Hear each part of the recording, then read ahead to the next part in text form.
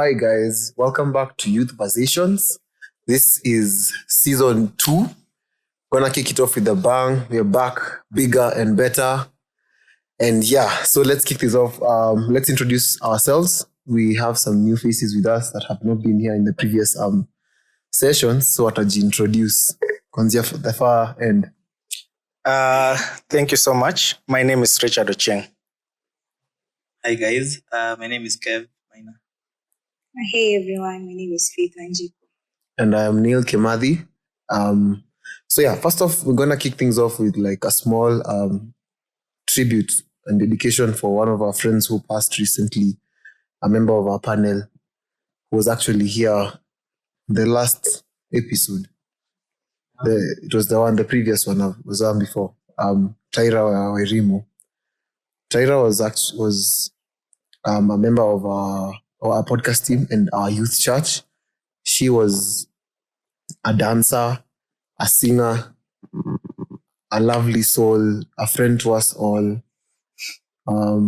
She passed away recently in the previous week on Friday. 2 weeks ago on Friday, she had developed some complications and she was transferred to the hospital. She went to various institutions, but she passed on Sunday evening. So we even just want to take a moment of silence for just a minute, and some of our members can also just share something small they can commemorate or remember Tyra by. So we can just do a small minute of silence on the episode before we go on.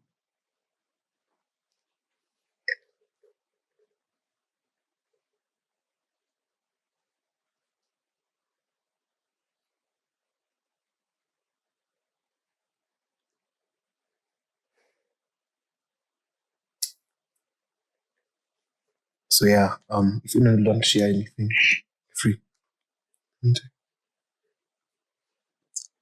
Hi guys again. My name is Kev Maina again, and talking about Tyra, I don't know where to start. You see these tributes and stuff. You could write something that will say about this person. And I feel like mtu anakuwa na so much to say, but inakuwa limited to, such a note kidogo sana, na inafiligi hivyo the same way ukikuja when you're told to talk about this person. So let me just highlight some good things about her. Okay, first of all, she was a member of the dance team. I was dance team, and she was a nice soul, by the way. She had a beautiful soul. She was beautiful herself, and she was so straightforward. She was so real. Yani ni mtu is that friend mwenye hawezi kushugakotia kitu ati ndo kubambe ama kitu. So those are the friends that one should keep. Mtu mwenye ukikosa kudance vizuri anakuambia you're not dancing well. Ukivaa vibaya anakuambia tu rada atutembei na wewe, anakuambia straightforward. Watembea na nani, hard things. She was a member of the praise and worship team. She had an amazing voice. And I feel I have so much to say, but at the same time, I have nothing to say. But she was amazing. For the people who came to know her personally or acquaintances, one thing they will highlight about her is that she was real and she was beautiful and she was amazing. And so all of us, I think, will all miss her truly, and may she rest well.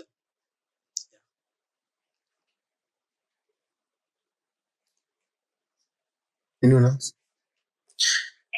First of all, may her soul rest in peace. Secondly, I think we as young people, we need to learn one thing from the loss of Tyra. Personally, I think it's one thing that has taught us is we have no time. Time is just but an illusion. We need to ask ourselves this one major question. Is there something you've been holding to do thinking you have time?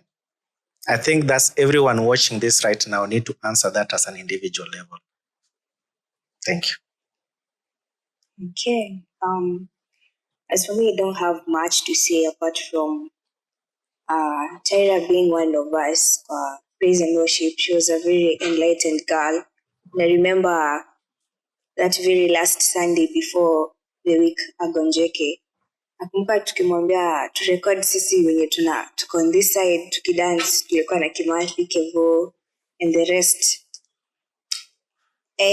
Na nakumbuka kiniambia juu nimerecord kwa this side pia nini pia wewe ni record. I remember that was the video I sent to the group. Like she was this one person who was very, very, very open, as people are saying. And kitu ilifanya it hit most is the fact that we did not get to accept first amegonjeka, because it's been like a very short span. Amegonjeka on direct to the ICU, then in less than 48 hours like she's gone. Like your process ya accept amekuwa mgonjwa and then she's gone, it was a very hard time, and healing is still going on. And may her soul rest in peace. Yeah, we really loved you, Tyra. Yeah, for real, it was so crazy because it just happened in an instant. It was like, for me, I got the call on Saturday. I just gonna joke, it was posted kwa group, the group chat, church, society youth. So it was said that Nani was sick and people should just pray for her and stuff like that. So just assume ikagonjwa kadogo, fever, something, mkatuhosi, but she'll be okay eventually. So on the following Saturday, I get a call and I'm like, ako ICU, she's not breathing, she's what? I'm like, yo, kwani kuumwa kichwa imefikisha mtu hadi hapo? Yeah, so everything just happened in an instant. But again, as Richard has said, you need to realize even as youth, life can be really short. It can end in at any moment. When you're not the authors of our lives, and you don't know when it's gonna end. Itafika wapi? At what age will So yeah, it was heavy on us, but we will remember you, Tyra. Your spirit lives with us all. We loved you, and you are an impact to each and every one of our lives. So rest in peace, Tyra. Yeah, Buna to see in that mood, man. You don't know. Man. But yeah, so to kick things off, today we're gonna be talking about the state of the nation, the elephant in the room. I think people who have failed to kuna hii mambo tumesahau mali tumefikishwa as a country, because we are down in the pits and it's not looking good. But before we get to that point, we wanna kick things off with some small icebreakers. So we're gonna answer some puzzles, piece together some picture. Ni picture imekwa, I don't know the name itself. Nini to? Decodable. I believe so. Nitaita hivyo. Wetu mtaoneo picha mtajua ni nini tunafanya. So yeah, tunaangalia. Also gonna look at the screen that ni mtaikia hapa mahali mtaiona. So first one is tulikuwa tumejibu.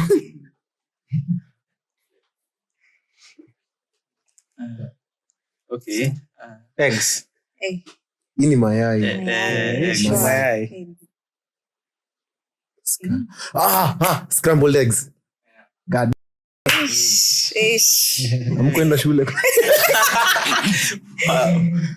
Entry. End of the century? No. First century? Blind? No. No. Blank? No. I.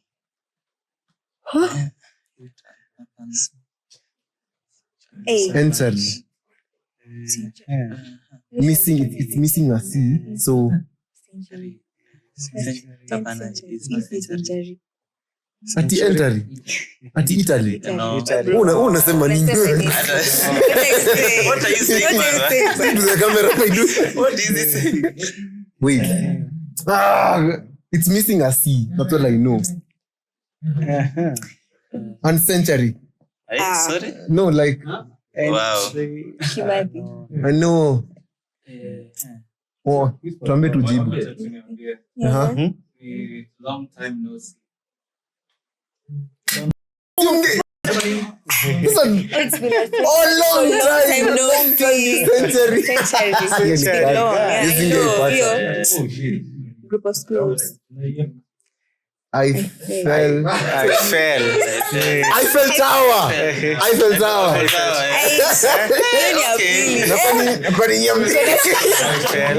Kwani amkwatendi. Trouble. No. God. They are. Are you in trouble? Wow. Funny. Problem solving skills. Hamjui. Hata sijibu hii next. Sijibu hiyo next. Nikawa kuna marks. My life. One. Yeah? My life. You live one. One in. 11. My life. One. One in. One life. One lifetime. Niseme. Sema. Jaribu. Only one in my life. Na venye ulikuwa confident. One in a lifetime. One in a lifetime. Hey. Focus on the placement, not the number of things.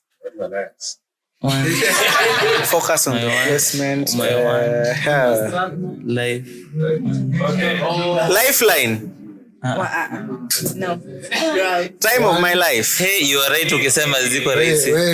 Uta. One my. No. The answer is for once in my life. Hey.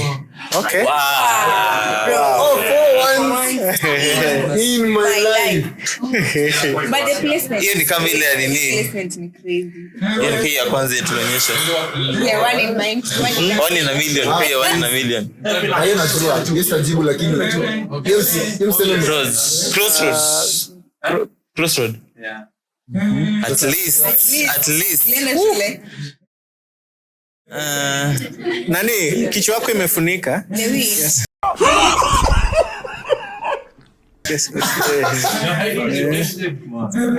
Thoughts.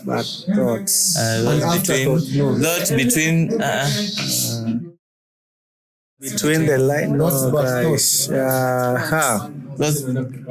Thoughts, but Not bad. This is crazy. thoughts. No thought but thought. No. But on second thought. Wow. Yeah.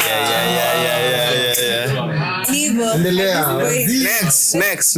Moja ya mwisho. Haya. Ndio ya mwisho hatari. Travel overseas.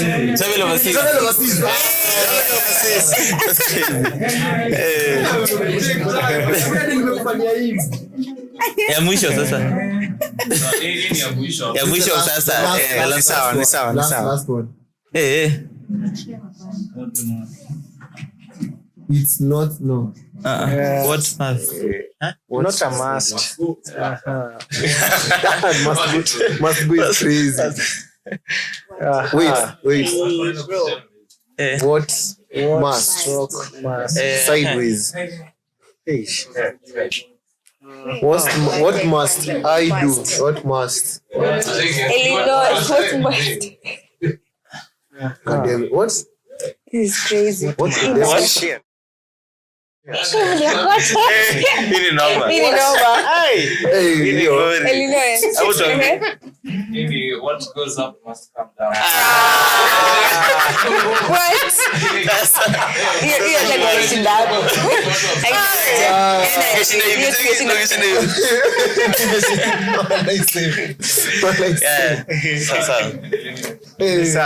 Crazy.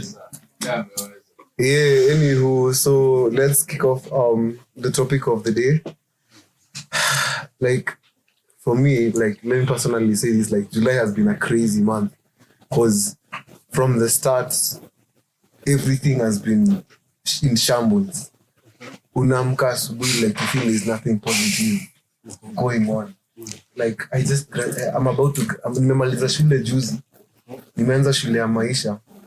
So like on Monday you wanna go to work and stuff, like najaribu kwenda, I was going to an internship.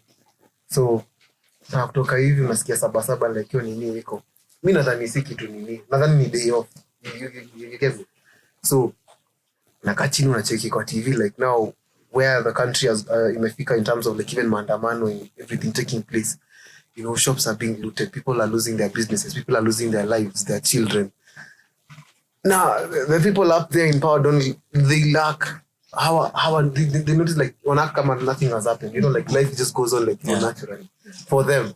You know, everything like I don't know where did tumefika aje hapa. There's not of it by the way. Just the thought of it by the way. Wala hadi unasikia kumwana kichwa but because hadi mimi I'm just collecting my thoughts of what has happened in the past month, not even the year or the previous year.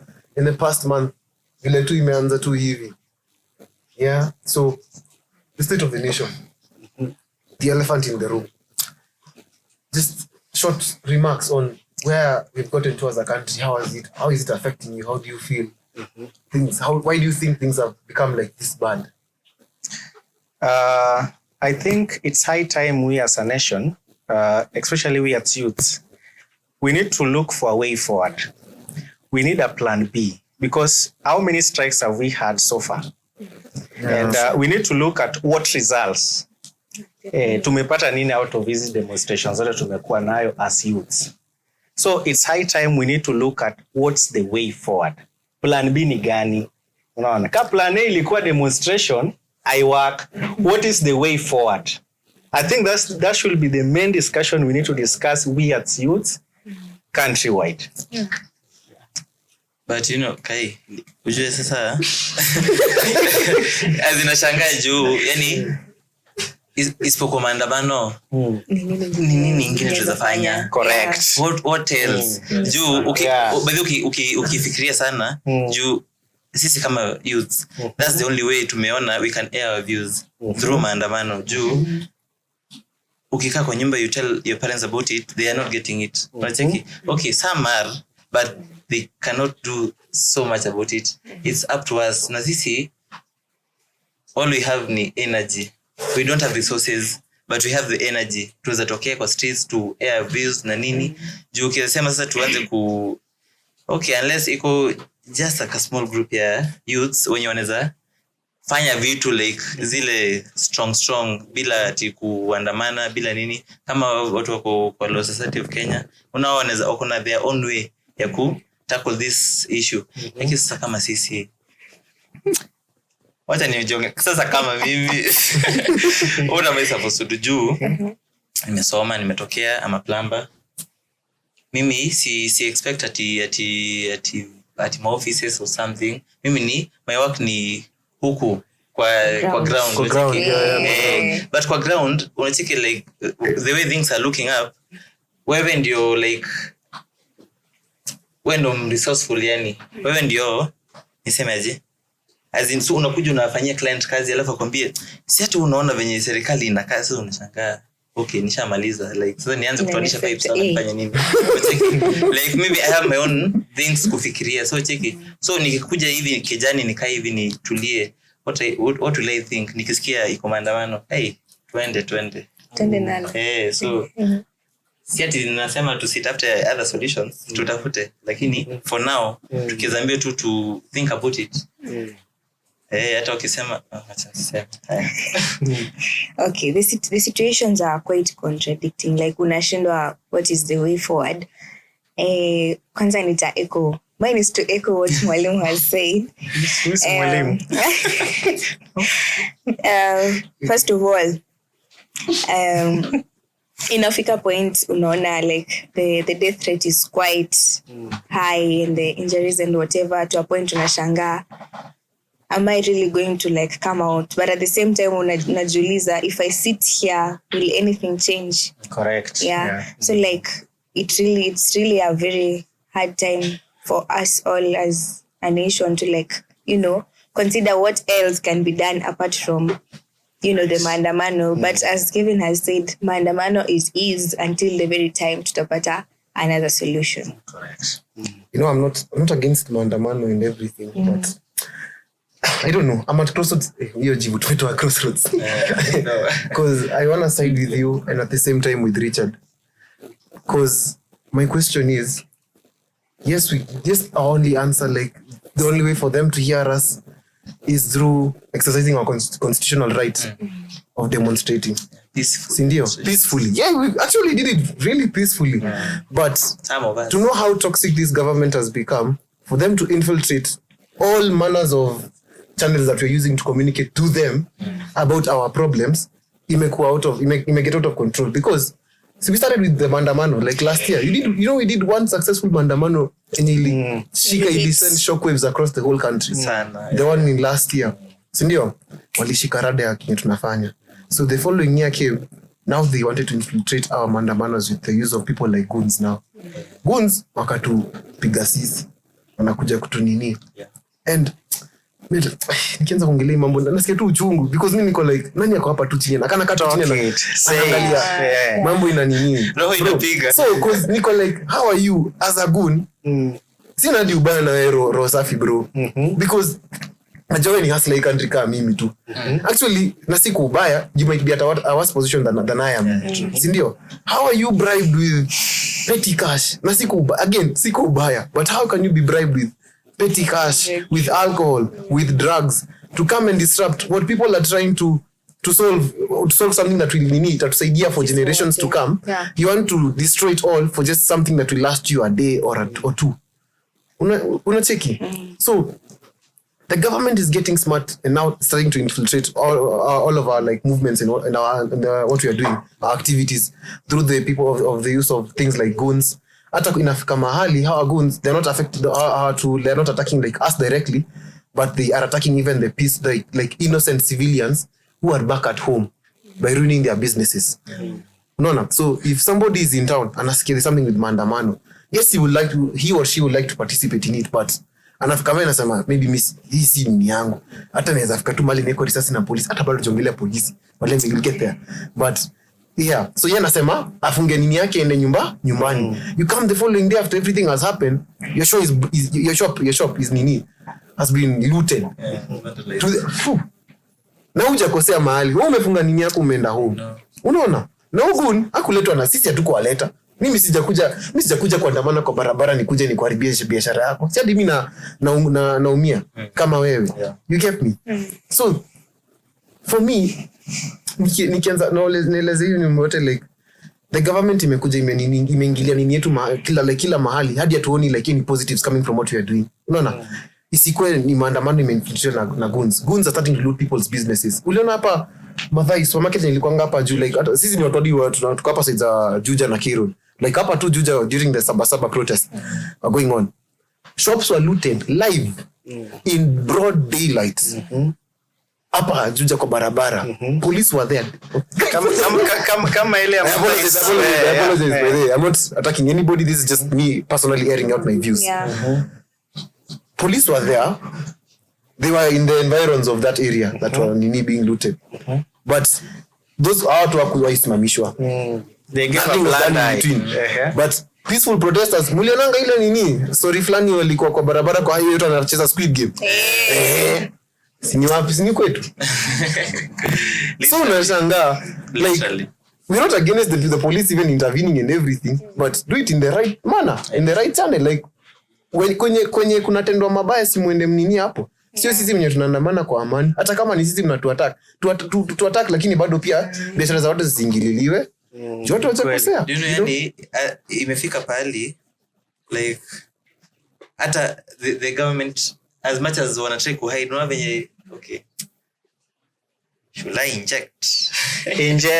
But we strongly, before we go on, I strongly advise the use of names and nini. No names. Kimathi usiogope. Kimathi, relax. Kimathi. There's one thing you need to understand. Sikia, mimi Subaru nataka tu kuona ni babangu. Relax. Okay, Nisa, imagine there's no one here who is afraid of Subaru or what, but you need to understand one thing. When we're here, we are talking. We are not just talking on behalf of the youths here. Yeah, we are talking on behalf of the millions who will be listening, who are suffering. Yeah, who cannot have that chance to speak. Yeah. So if God gives you that opportunity to talk, air out your honest view. You never know, that honest view could change something in this situation in this country. Yeah. Sure. So we need not to fear anything. God is with us, ndio? Let me inject. Nimepata nguvu. Correct. Nice. Kwa shule ulikuwa pena zeka alafu ukifika hapo mbele. So but anyway. So but I think Nikki mentioned the government is so wide. Wacheki, so I am not mentioning names, but at this point the government is trying to hide it, but yani hata they're not trying. Hata sijui wanasema they're trying, yani they're not trying. Ushiona ile yani si wataamini tu. Hiyo yani just doing this because see what after all what will you do? Wacheki. Like you saw there were videos watu wakitembea, policemen wakitembea na the goons.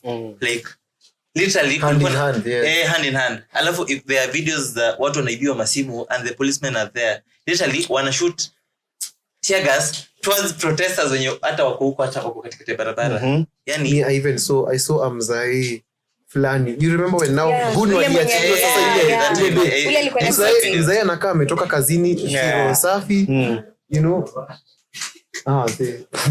Producers wetu. Tuendelee. No, all I'm saying is niliona Mzai mzima hata ana makosa mahali. Amebeba tu suitcase yake, ama si suitcase, sorry, briefcase, and he's heading home or wherever he's heading to.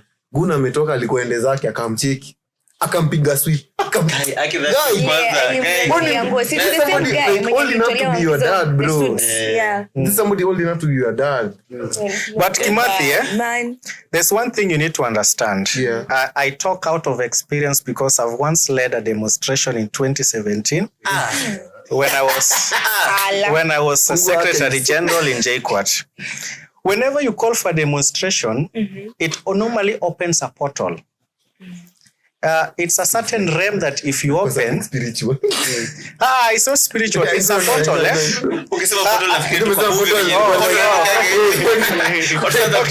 I'm trying to address the gun issue. Whenever you call for demonstration, you open a very wider portal that you may have no control over. Yeah. Like the issue of the goons, the moments people go on the street, you never know who is right, who is wrong. Yeah.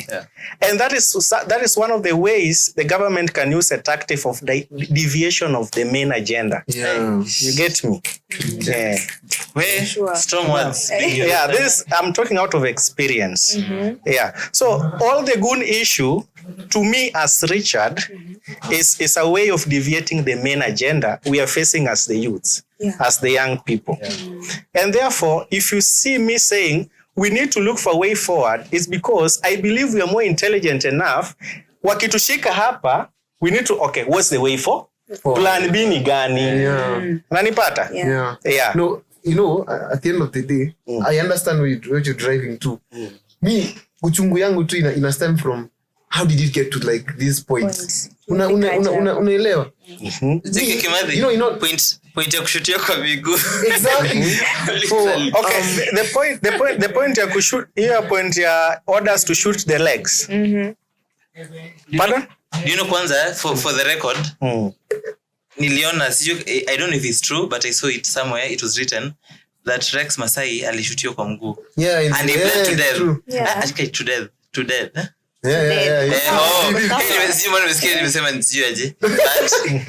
Imagine he was shot on the leg. So imagine giving orders watu washutiwe kwa miguu. So of course kutakuwa na deaths bado. Unaget? Juu nikuulize Kenyatta ita accommodate watu wa miguu wangapi? Watakuwa wengi sana. Like hata OC zetu, especially if we just say a third ama a given percentage, 0.5% of youth wameshutiwa kwa mguu. The hospital currently cannot manage that. The government hospitals cannot manage that. You see? So, I think we as the young generation, we need to look beyond the strategies that are working right now. Yeah. Currently, in my opinion, haitupeleki mahali. Haitupeleki mahali. And according to the government, if you see some of the skeptics, they say there are people when wanatumia the Gen Zs to drive their own agendas. Yeah. You see, that is one of the issues that we as youth, we need also to look at it, because at some point it is true. Unaona?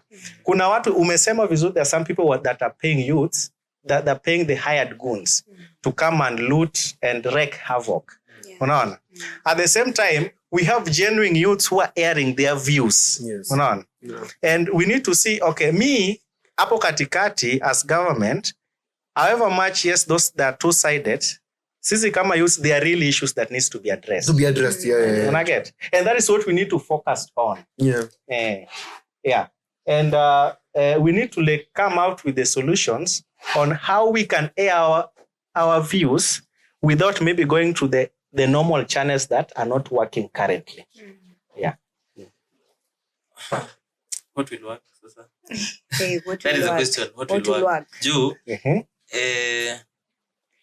okay, for a person mwenye ana deal with war like this, like literally not really violent, but ujue maandamano is something strong. Like maandamano is chaos. It's chaos. Ukiangalia like ukiingia X, like watu wameongea, people talk every day, wanasema this strong.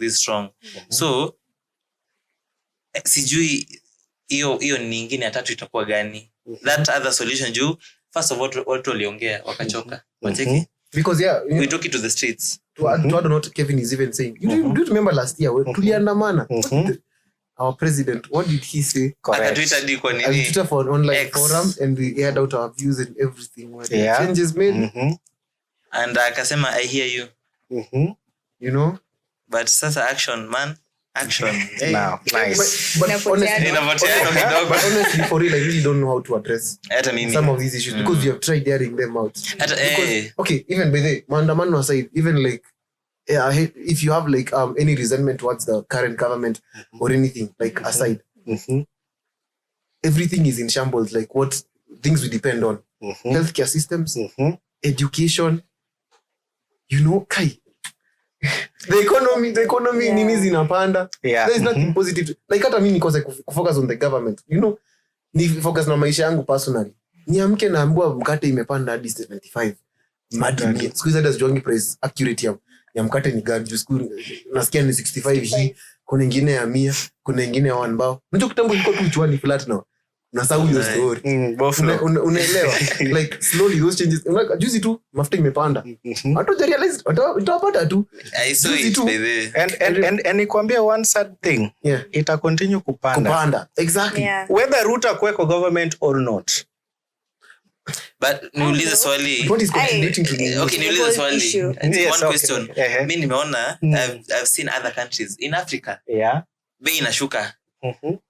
Kwani tuko wapi sisi? Nice. We haven't established a stabilized economy. Now, we have a more stable economy than those guys when yao inashuka. You get?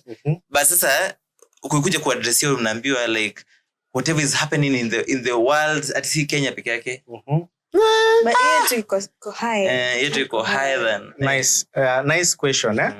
Now, there is this saying, you don't rise to the level of your goals, you fall to the level of your systems. All this simply tells us one thing. Our systems are not working for us. And everything is system. You see? We need not to focus on the goal. Our goal is the economy to better, the youths to be better, but we need to work on what systems works for us.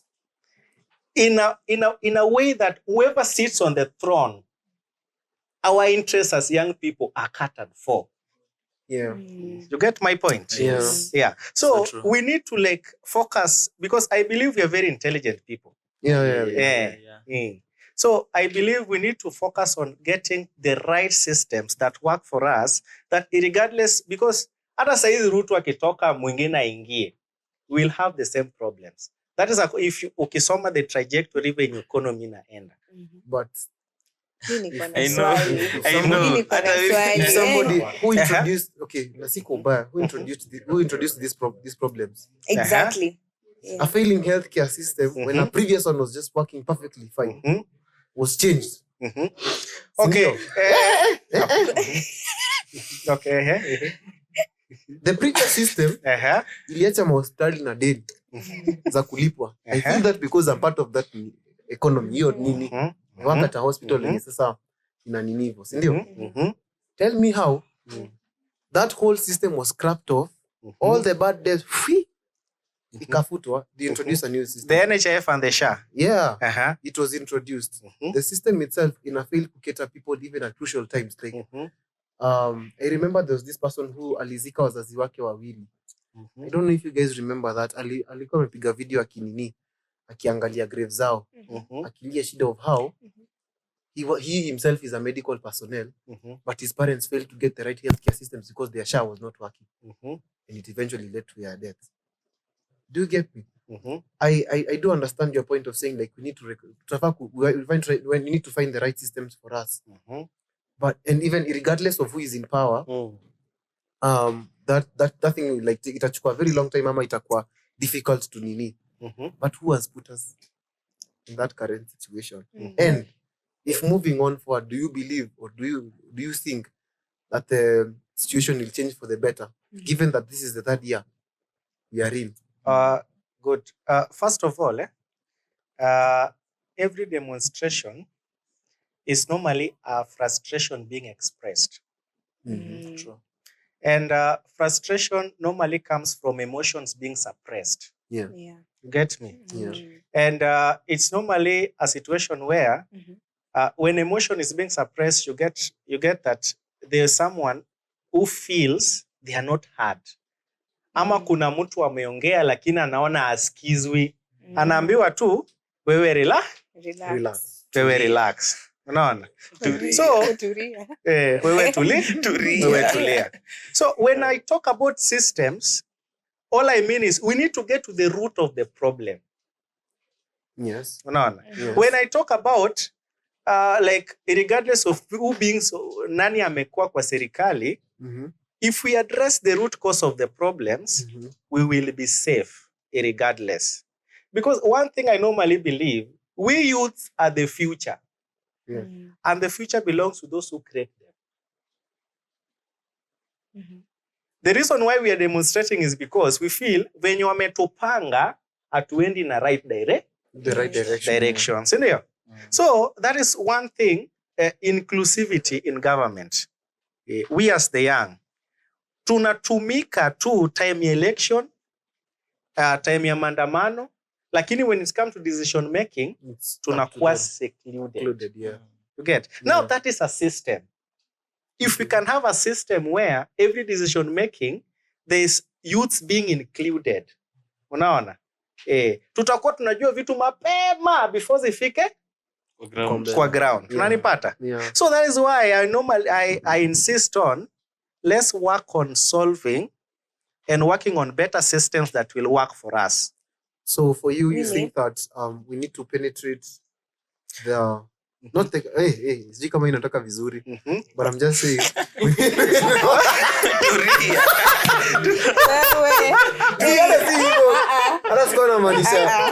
Oh no. Nani talk. Check. Najaribu kusema the youth need to be involved more in decision making. And how do you think we can go about that? Do you think that the youth in the next coming elections we should involve more youth in our government? More youth should take up leadership positions, you know, across the country. Now you are talking. No. Now you are talking. Does that sound like a perfect idea? Like, and do you have any more like views on how we can involve the youth in decision making now? You know? Yeah. Now you're talking. Now, one thing I know about politics is normally a game. Yeah. It's not what you think. It's not what you see in the social media or on the TV. We as youth, there's one resource we have. We have the numbers. Yeah, sitting in numbers. If we can find a way of leveraging that number effectively, unaona, we will have a good bargaining power as young people. Unaona? Lakini because there's one thing I love about this generation is that hatuko tribal. Amen to that. Kabisa. I don't care if you are and the political class is doing everything at their disposal to divide us according to our tribal cocoons. As it was like at the beginning. Like in Gen Z, Until the end. we've really defied that. Yes. So that is one advantage we have. Number two, if we can be united. Unaona kama hii tulisukuma vitu as Gen Z. Unaona? That is unity. Yeah. That tells you one thing. Yeah. United, no matter hata kama mnaitwa kondoo. Lakini mkishikana. Kondoo wengi. Kondoo wengi wakishikana, they have some voice. Wanipata? Sharing the same purpose. Yeah. So if we work towards that direction, I think we'll have more power and inclusivity in the next government. And But don't you think, like, okay, tunasema sitting in numbers and everything, and us as the youth speaking out and, you know, coming out as united and everything is so much required. But at the same time, if you look at the system, as you're saying, unajua, I can be having the right system, kabisa, but me as the person who is at the top, maybe when you're lead, I decide, you know what, yes, they chose me, or the systems or whoever, the youth came out and united, as you're saying, for the next election, and probably to say Kevin, you're the president that time. Tumefanya everything, we've settled, we are so sure, by the way, you ako sawa and the systems will definitely work. Don't you think that person atafika hapo pia akwe corrupted? Exactly. Correct. Nice. That is why You are right. you're very right, by the way, because tukiangalia based on the samples tumekuwa nayo, those who have been purport youth leaders, akina Samuel. Yeah. Don't mention that name. Hata vile umesema jina uko sawa kaka Samuel, mimi siwezi ita. Ni sawa, unaona. You see, we need to like have a way that we should not put more power on one person. Exactly. Yeah. Sure. We need to develop systems in a way that we have more power developing us as the young people. Unaona? Like tujiondoe kwa hii ati tuko na maybe mtu mmoja mwenye anaweza tumika, but sisi youth, imagine the same way nilikuwa nawaambia, come together we can have more agendas that will serve us in a way that hata kama tujapata usaidizi from gava, tuko sawa. Now that is the direction mimi nataka tuende. So hapo ndio plan B naingilia. That is the plan B. Nice. Unaona? Because ukiangalia hizi health system, hizi mablabla, hizi zote, unapata like tunaumia because tuna depend on one person to make the decision. But you see, there are some people wenye hawana hizi mambo na sha hata wajui. Because wamejitegemea. Wako na uwezo kivyao ya kujitibu. Sisi vijana hatuwezi kuwa na agenda ya kujiangalia venye we can work on ourselves, even have our own insurance cover for the youth. That is one agenda that if we just put more focus on, we can really do much for us. Unanipata? So that is what nilikuwa nasema, if we can develop systems that favor us, irregardless of who being on power, irregardless of who is our leader, our interests are taken care of. Unaona? Sasa okay, one problem that hapa naweza kuwa nayo, okay, always tunaambia kwa trust the process, lakini kwa matters to ni pertaining this government, sitaki ku trust the process. Yani design unaona kama Burkina Faso, like they got a new leader and things started working. Unacheki? And there is a place that I heard. It's not things started working. It's the new systems that started working. The new system that was implemented. So you see that cannot happen if we have the same leader. That's the problem. So we cannot rely on the person that you're blaming on to change the system. You get? He has been there through and through, and that's the only way he knows how to play with the system. That's the only way. Wacheki? And I believe, okay, kuna mtu alikuwa amesema somewhere, kwa hizi tu time za maandamano na nini, kuna mtu alisema, if kabisa you have a leader who does not support corruption, there's no way kunaweza kuwa na institutions zina ni kama that is corruption inatoka from the top to the uzikuwa like nikaa tu home, au uzifanya kitu na venye umegrow up ukijua uzifanya kitu kama au umeona wacheki. So you cannot do something from out of nowhere. So and at the same time like when things are getting crazy to a point watu anasema, you know what, tutachana na maandamano tungoje the next election, but things are crazy. Juzi tulikuwa kwa petrol station, tumetoka fuel gari, and then 5 minutes later unasikia mafuta imepanda na 7 shillings. So tulikuwa tumesema maandamano iko on hold, but ngoja ni kama tutarudi hapo. So meaning there are still some frustrations. I mean, it happened. Niliona lini juzi, nilikuwa kwa highway, so niko like 180. I left it at 170 something. So nilikuwa like okay, sawa. Ojeki, so such things hata kama uko umekasirika unakumbuka nimejam. We talk about suppressing our needs, waiting for the next elections, even trying to find solutions. I do get you, but please, are we supposed to suffer understand that there are some people who are extremely frustrated. Imagine sisi tunalia mambo ya shida tijua economy na nini. There is a parent who was at home with her child, seated at the opposite side of the sitting room, doing absolutely nothing, but a bullet ilikuja ikampata na ikamua. Nyembo mtu anafaa kusikia aje roho safi. Alifanya nini leo? Tell me. Uchungu. And again, me atasemi, by the honestly speaking, do you know the government, if they did whatever they wanted to do, like hata kama ni kuiba ama nini, okay, sema ati wameiba allegedly, sema hivyo. Sema kama wangetaka kufanya hivyo, wangenini. Lakini you know, at the end of the day, at the end of the day, if they actually implemented their manifesto, even at least like 60 or 50 or 60% nini in the correct manner, and systems were at least working at 60 or something %, atungefika kwa barabara. We could have not been complaining. Because amwezi tuambia at 2020, it was 2024 when the finance bill was introduced, things were bad. Before even the previous regime ilikuwa like set ilikuwa mbaya, but watu wanasema ilikuwa mbaya. In comes the new regime, we have given so many new promises, affordable housing and all that nini, ndio. What happens later? Alisema nini gharama ya sijui nini gharama za vitu zitapanda, zilipanda. Alisema taxes zitapanda, said they wouldn't happen, they did happen. Taxes ilipanda to a point that if you earn over 100,000, there's how much do you earn at the end of the day? There's a friend of mine alikuwa niambia the gross salary is around 100 and something G's, but given now deductions and the taxes and whatnot, it's inashuka kitu kama 80 something.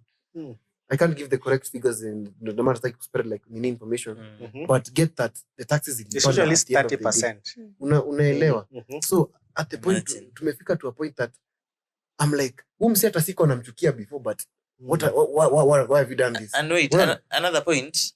Imagine, like, you see the way they were saying that the ilikuwa unlawful, like housing levy. yeah. It is unlawful due. The government should not implement tax extra. Already you're being taxed. Yeah. Ojeki, so easy mambo ya development ya the country. Iko kwa tax yako already. So tell me, hii pesa inakuja inaongezwa for that project that they want to do, inaenda wapi? Juu that money should be in your yenye unakatwa kwa tax. Hiyo do inafaa kutoka hapo. Akufai kuwa na introduce ati taxes ati housing. Shida. But anyway, shida ni mob. Okay, so but at the end of the day, all I'm trying to explain is like, if they did things even at least right in a sustainable manner, na wafanye shenanigans zao, bado imagine mambo ingekuwa sawa. Because people were on their side on 2022. They understood their manifesto and everything, inakuwa iko poa. Wakaweka. Niambie kama side those same people wako nini, you know? We're trying to find solutions, yes. But please understand, there are positions in tumepeleka hadi chini. Things have gotten to catastrophic levels. Unaona? I would have never voted in someone who gives direct orders live on any camera, shoot me in the leg. And then their supporters, watu wao wanakuja nasema, I shoot to kill hadi. Check the statement that he made. Ati, kwani mtu anakuja kwa kutishia, kwani bunduki ni mandazi? My lord. Unajua isi mambo ya biashara, isi mambo ya nini, ili maisha ya mtu. And this is the leader that I chose, and you still want me to support you? Bro, what? That is crazy. You know? Mahali tumefika, things are terrible. And that's where Richard anatuambia we actually don't need to like focus on one person to say this is the one. We need other like choices. Zile huyu ni kama ametusaliti kidogo, we have another option, because as per now sioni kama tuko na any other option, but things are going crazy. All I can say is let's just buckle our belts, because at the end of the day, one truth I know is that he lazima ifike at the election to 2027. We can't do anything in between. Correct. Doing something in between will bring chaos to the country. I know. And with the methods we've already tried, we are seeing things even getting much worse. But you see, William Ruto aliingia with giving people hope. Yeah. And that was the major thing alishika nao sisi vijana. Unaona? And when aliingia, maybe our expectation are based on the manifestos, atuoni venye vitu zinaenda. And at some point, nikisema, we need to like think beyond, depending on the politician, on the political class. That is the way to go as young people. Because trust me, even the next politician mwenye atakuwa on the power, sidhani kama sisi hatujaangalia interest yetu kivyetu vizuri, the situation may even become more and more worse, because there is also inflation. Naturally, hata kama maybe regardless of mwenye, hata kama hizo countries zingine inflation cut across, vitu zitazidi kupanda. But Richard, do you know mbona tumekuwa tukichoose bad leaders? Do every time a bad leader anakuja akijua interest zenu. Na anakuja anawaambia this is what you want and this is what I'll do. Literally, that's what they say. Ojeki, and then does absolutely nothing. Ojeki, so she does your sisi kutojua our interest. We know our interest. Ojeki, but they don't care. Okay, akiingia uko ni interest yake. Ojeki, that's the problem. I'm also trying my best to understand, like, vile wewe unaeleza somebody who understands our problems, and we should need to like, ulikuwa unauliza swali gani? Ulikuwa unasema point fulani sahihi about bududia never nisahau. Chenye nilikuwa nasema ni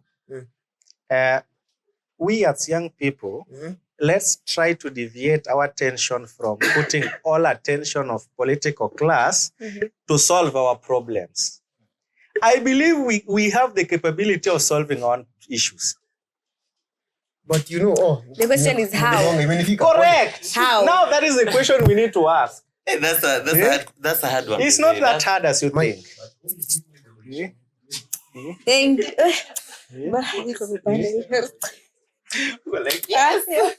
The point yangu inapotea. Na nilikuwa nataka what I wanted to say was this. Yes, we understand there are problems that need to be addressed. And the question is also how. Yeah. You know what we can't. Yes, we are youths and everything. Hata hapa we say we are learned, some of us. Understand. Hii country tu ni kubwa sana.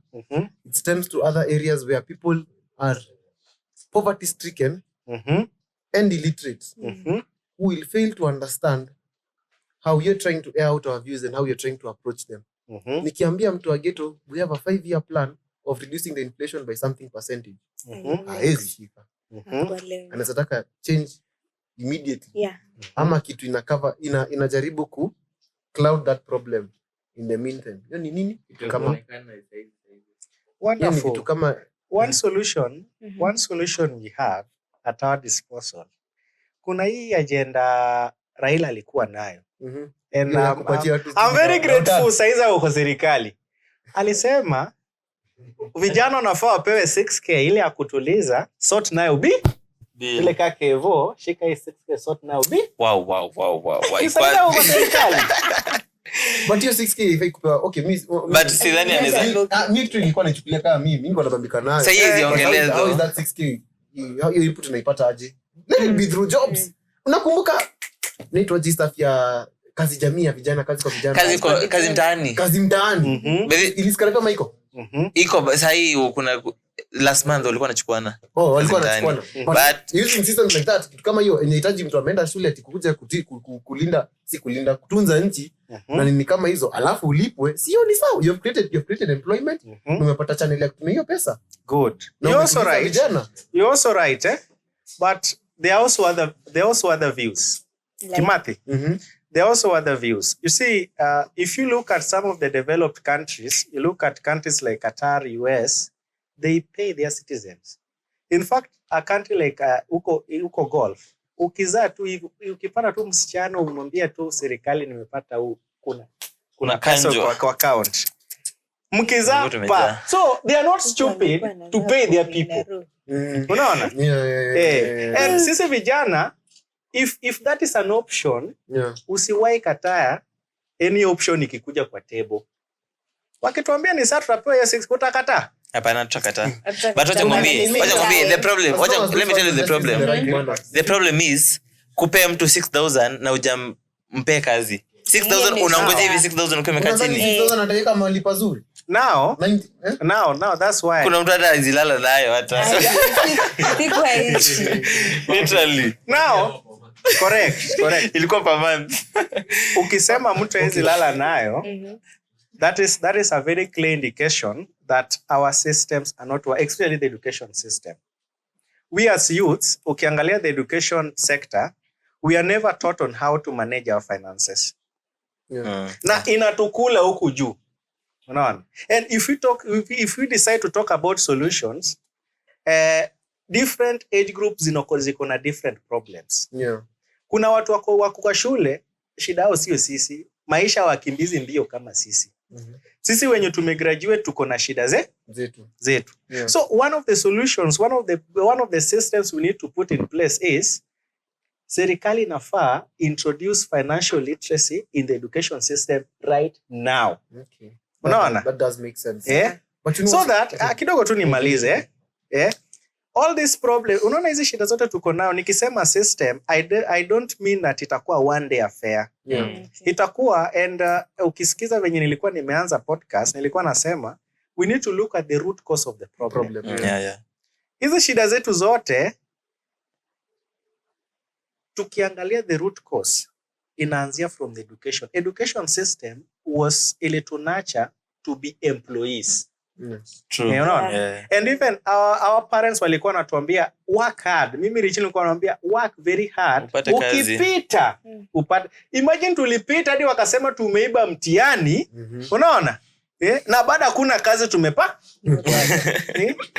Of which right now the government need to make peace. Unaona? the youths currently are very brilliant. Wanafaa make peace. Hakuna kuiba mtihani by the way. Ukiambia mtu mjinga hata saizi ukimpatia answer ni B, answer ni elephant. Mtu mjinga ukifika hapa hata ilikuwa nini? Unaona? So the government needs to know that we have very brilliant mind. Unaona? That is untapped resource. Real. No. Of which all these problems we have as a nation, my major point, inclusivity in decision making. We've proven beyond reasonable doubt tuko na akili. Mbona tusipewe chance? Sisi kama vijana tupewe chance. Hata sisi let's showcase our expertise. Let's showcase our talent. Let me show you my talent. Let me show you my talent. Unanipata? So ukisikia nikisema we need to focus more on developing the right systems. The right systems itatusaidia kuangalia vitu from the lower. From the atomic. Damn. Unaona? Unajua nimtaka naongea. Unajua nimtaka kama atomic. They are using strong words. Like the smallest unit isikuwe sisi. Mimi personally nimekuwa student leader from primary, high school level na campus.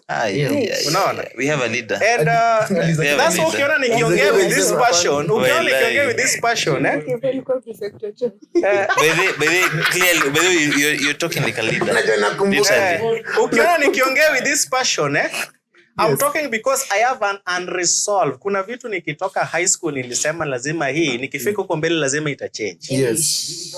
Kuna pale nilikuwa hapa campus nilisema kuna vitu zingine lazima zichange. Yes. I tried changing them, karibu nikuwa expelled. Unaona?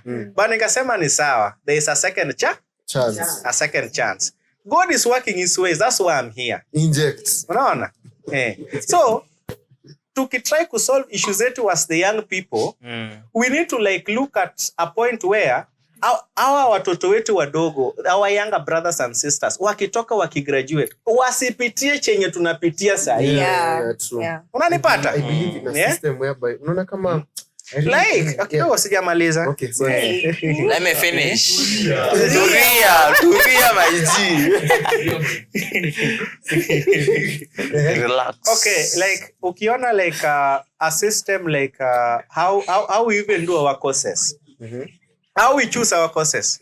Unaangalia most of the time we give priority to nini itanipatia kazi sana. It's not like what will I do that nitapenda. Literally, by the way. Unanipata? Unaangalia Bcom. Already. Bcom watu wengi wako wanatamak. Literally, by the way. That child, that student already ameshamaliziwa from that level. Unaona? Tukuje huku juu tuna complain unemployment level, alichagua course hii iko sawa, market iko sawa. How many people wanajua hii market hii course iko sawa? Wanafika wanapata wako like 100,000. Unanipata? Yeah. Na watu wa 70 bado wako kazi hawajatoka kwa ofisi. So this youth problem is a very sensitive issue. Unaona? Yeah. Of which sometimes ilikuwa nasema to exclude political class kando. Unaona? But how can you do? You know the ones with the power. Relax. It is possible. It is possible. Mimi wanasema mimi kivyangu kama Richard, kama maybe sina maoni ama maybe sina idea, it doesn't mean my brother yeye ana idea. My brother. Niko na idea. Naambia niko na idea. So ukisikia Kimathi amesema ana utafanya aje hakuna venye. That's why nilikuwa nasema inclusivity. Inclusivity. We have very brilliant youths outside here. Untapped resource. Unaona? Yenye hizi shida zote za Kenya tuna face hizi zote can be handled by the young people. I believe in you guys by the I believe in ourselves. I have been a leader and I know. Kuna watu nilikuwa by the way na lead, they were very brilliant. Nashangaa hii akili yote. But since there is no one maybe to guide him on how to use the brain, atakuwa tu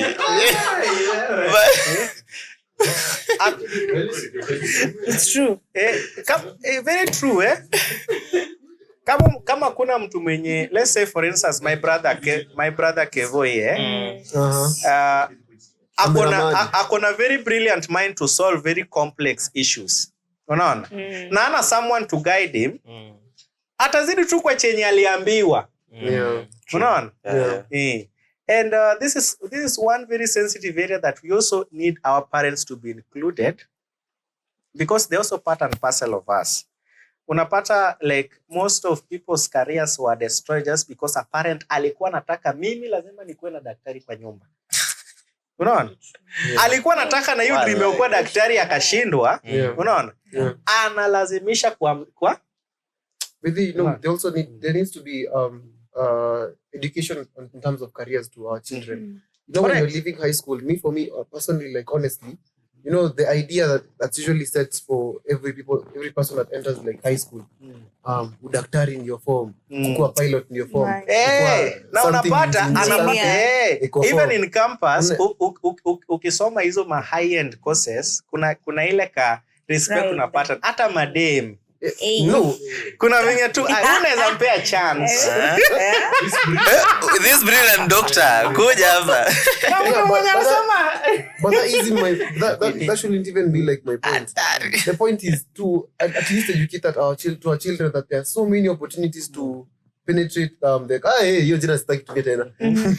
Just use it. Or at least even make an impact and establish a good career. Because no matter how much you might force it on yourself, wewe huwezi kuna vile nini huwezi kuwa daktari. Lakini due to pressure from people like your parents to establish now having someone like a daktari in their household inaharibu maisha ya mtu. Correct. No, there needs to be like my point is like there needs to be like career education to our children even when they're transitioning from high school to the university and stuff like that. No, that is just but one of the major issues. Ukiingia campus unapata there are some courses that wameeka that clearly hata hao professors wanajua haitakusaidia. Unaona? Number one, utapata there are some courses that are not even accredited by the board. Na universities nayo wanaendelea tu juu wanataka. Unaona?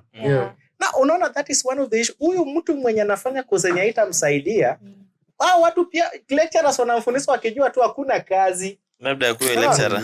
I don't want to mention but there's a friend of mine tulikuwa nasoma naye JKUAT, and there's a course that truly I was not totally accredited. There was a lecturer alikuwa anawafundisha akwambia hata mkipita mfanye haitawasaidia. Unaona?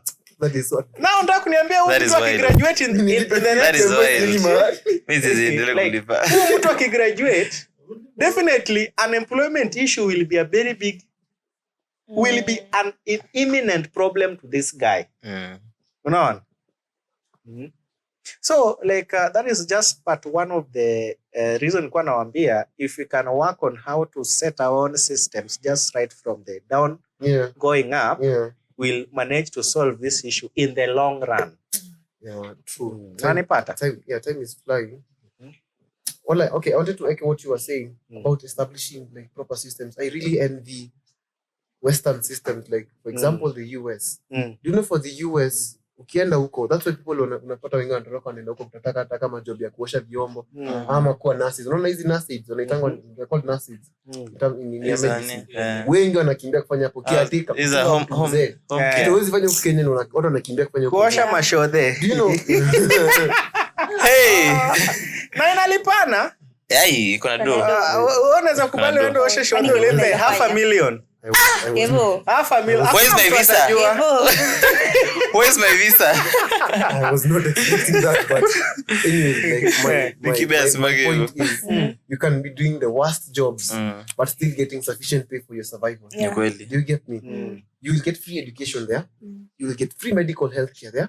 Even hata ukue maisha imekuchapa aje, you can be taken care of by the government. Utateseka. Kabisa. You get me? There is proper cash flow in that economy.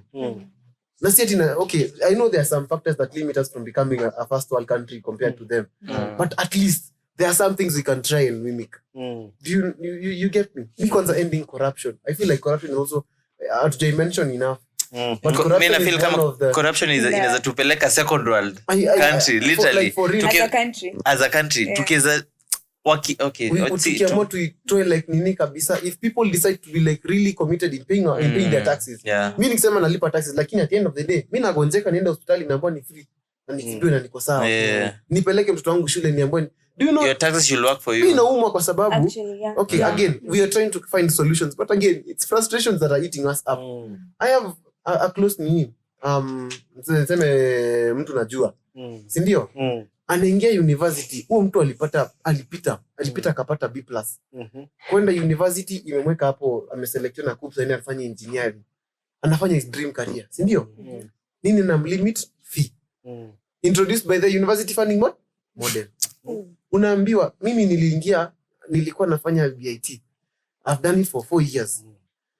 Every semester nilikuwa nalipa less than even 50k. Actually, I used to be paying at around 20 something or 17. It's from 17k, 18, 19, 20 hapo. Na range hapo. Si ndio? For all my 4 years. Hiyo kitu hata ijapita 200k or something. Or 4 years. Somebody ameingia first term. How much? 170 something k. Na kona miaka 4. Ngoja, hiyo ni fee ya first term. Hata si first semester.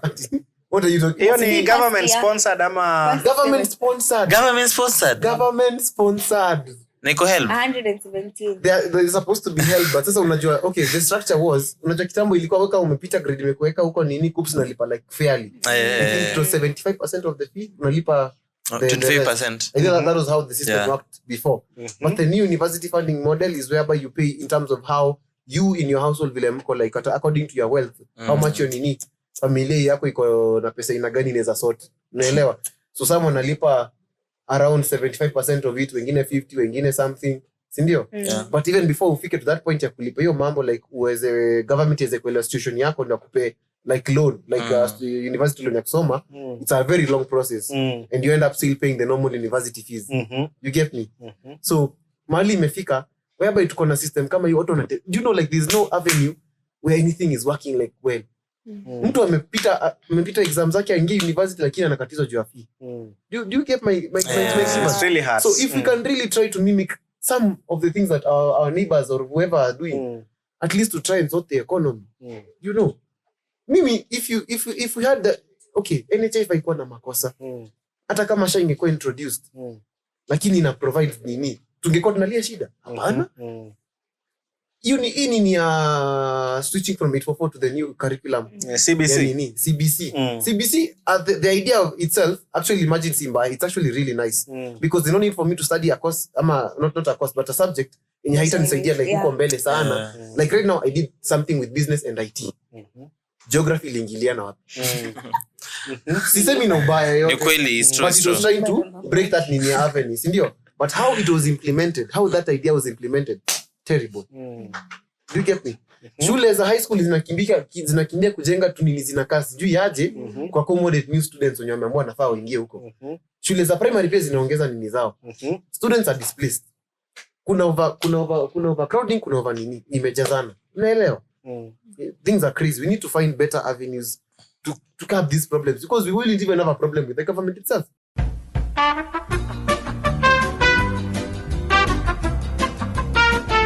So, anyways, guys, much has been said. I hope there are solutions that have been tabled and eyes that have been opened, perceptions that have changed or being influenced to at least the right path and manner. So, yeah, we're about to end our podcast, and the topic we're about to end the topic from there. But my parting shot to you guys is, I'll pose this question to you. Sajibu, like just briefly as we end the nini. So, what do you think you would have done differently if you were president? Now, first, I don't have to be a president to make those changes. Number one. But swali yangu niweka president. Okay, ni sawa. The first thing, the first major challenge young people face is mental crisis. Mm-hmm. Mental crisis come from sadness and anxiety. And sadness is normally comes from a perceived lack of options. Like you don't know what to do. That is why you normally see they feel hopelessness. And you solve that by finding something to do. And if something you can solve by knowledge or learning skills, you solve that sadness. Anxiety always comes from you have many options, but you don't know what to do. And you solve that by making a decision. Mental health. And lastly, on mental health, we have a collective responsibility as young people. Let's take it as part of our responsibility to check upon each and every one of us. Just try to call someone, text someone, how are you doing? Kuna kitu naku? Yeah. The second challenge we face is unemployment. If the government has failed to provide employment opportunities, then let us find a suitable way to find funding on startups. Unaona? Sio kila mtu lazima kuwa employed. Unaona? But we have akili yenye mtu anaweza jifungulia biashara yake, mtu anaweza kuja na idea yake. We need to find suitable ways that we can find funding for our startups. And lastly, for the young people, we need to leverage social media. Umeona social media imetusaidia sana, especially hizi maandamano. Now we need to use it to our advantage. And very soon social media itakuwa point where you don't even have to write your CV. Mtu atakuja tu anaona kazi unafanya na yeah. And second thing on social media, learn to do what you love. Hata kama ni kudance, hata kama ni kuongea anything, just do what you love. Because that will bring an expression of people expressing their talent in a more better way. Because ukikuwa exposed, you see what social media does, it exposes us to very many views even beyond the country. Huwezi jua ya Destiny Helper anaweza toka wapi. So I can encourage all youths, use social media, leverage that to showcase what talent you have. Yeah. And lastly is mindset. We need to shift our mindset from whatever situation is, what is this trying to teach us? None. What can we learn from this? And what's the way forward? And last but not least, the young people, let's not give up. Tusilose hope kwa life. There is more because we are the future of tomorrow. Thank you. So what will I do if I were the president? What will I change? So one, transparency. One, do I feel like that's the thing that they fail to do? They're not transparent with what they're doing. And the things that they're telling us that they're doing, they're not doing. So one, transparency. Two, corruption. I'll try to, as much as it's hard to battle corruption, I'd make it, in fact, corruption in fact number one. So number two, no transparency. First you solve corruption and then you be transparent about how you're using your money. And then number three, what I'll change. I think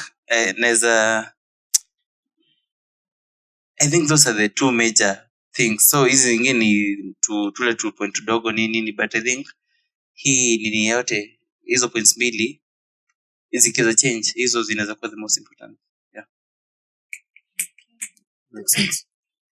As for me, what I would have done is one, as we had said earlier, coming into collaboration or actually listening to the youth or the young nation, getting to know what they want, and of course in coordination with how the systems are, because I might listen to the youth na pia nipate system kuna venye zina work. So me and I know the system how it works, so I get to tell the young nation this and this is happening, so we must work in this and this way for us to move on, though we'll be in the same page.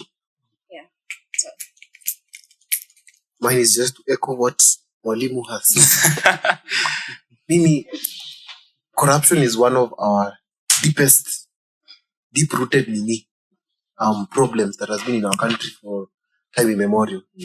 So if I were the president, I will establish clear, distinct, and accountable or something policies that will be able to counter how people manage funds, like not mismanage funds, to counter like, mismanagement of things like public funds and how we use like our budget and everything. Even the people who are placed in positions of power that are chosen by, for example, now if I the president, if I am to put a cabinet minister in the docket of ICT, shouldn't they be at least equipped with technical skills or knowledge concerning IT? Correct. Do you get me? That's one simple clean solution. You get me? So putting people there who are just either loyal to you during your presidential campaign, or who are just your loyal allies and people you know have been in politics, but not in the position that you are trying to put them in. Something that doesn't work, doesn't make sense, Again, it stems back to corruption, finding the right avenues of being accountable and transparent with the people's money. Mimi nikikwambia mlilipa taxes na ndio barabara nimejenga, ndio pesa yenu imeenda hapo, mtanipinga? Hapana.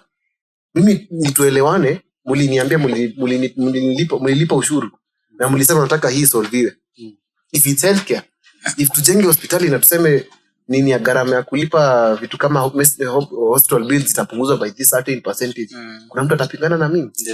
I know sometimes these avenues, like unajua unaweza ongea una like plain point of view, sometimes these things are hard to implement, but at least start from somewhere. Our leader who is in power currently, aliona the problems we were going through before the presidential elections in 2022, and he made a promise to change them. Have you seen some form of at least in the slightest way or manner? No changes. We have public funds that are coming in from outside. Do you remember when President Ali visited President Biden? Tukapewa 500 million na kufight nini? Exactly. Ilienda wapi? You have a healthcare system that is failing, but you're putting in a deposit ya kuhost the Grammys. Mimi nidhani leo unajua unadhani ni hapa, lakini misplaced priorities. Misplaced priorities. So finding the right avenue to be accountable and transparent with the people's money. That's one thing. Me, and also ending, by the way, if you become disciplined as leaders, by the way, I do understand, okay, sometimes we are human. Hadi mimi ukinipea budget ya milioni moja, sijaiguza milioni, ati niwapange nyote. Sinaweza wapanga na 300k na nibaki na hii na mtajua. Unaona? Sometimes it takes a little bit of discipline. Use the Nini's money wisely. Yako itakuja baadaye. At least do something small. At least do something. Jenga barabara alafu change. Kama huyu contractor anakulipisha 1 billion, anakulipisha 500 na kuna mwingine wa sijui wherever analipa sijui bei mbaya, alafu anafanya barabara takataka. Siri uchukue hata kama tuni wa katikati. Taka unataka kukuweka kwa mfuko, lakini hadi wewe kwani do you know the nini, sometimes money is the root of all evil, like even greed. Sometimes utapata milioni moja, next time upewe 2, ukule bado moja, next time upate 10, ukule saka 5 iende ipande. Tamaa inaendanga it is individual character. Exactly.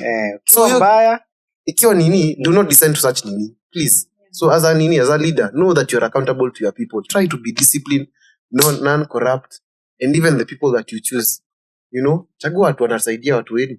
Na mimi hata kama utaiba kidogo, atakani ile kidogo, naelewa utaiba, lakini bora unatusaidia angalau. And that comes to that point when you like he started from uptown. You some people in into the government feel very good. But there's some stories of nilipigiwa simu usiku wa manane niambiwe nifanye hivi ama ni vote hivi. Hiyo kupokea pressure from I don't know above. Above it. So kama hii shida inaweza probably solve from the top. Hatuwezi kuwa na all this. Yeah. That's it.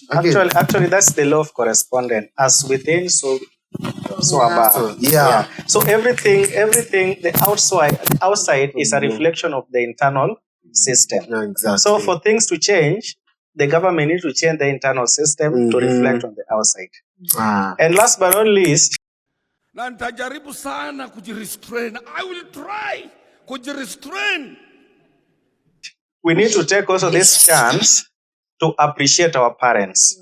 Kusema ukweli, wametusaidia sana, wametusomesha, even though yes, situation haijago according to plan, but we need also to appreciate the parents. Wametufanya at least a good work. They did their part.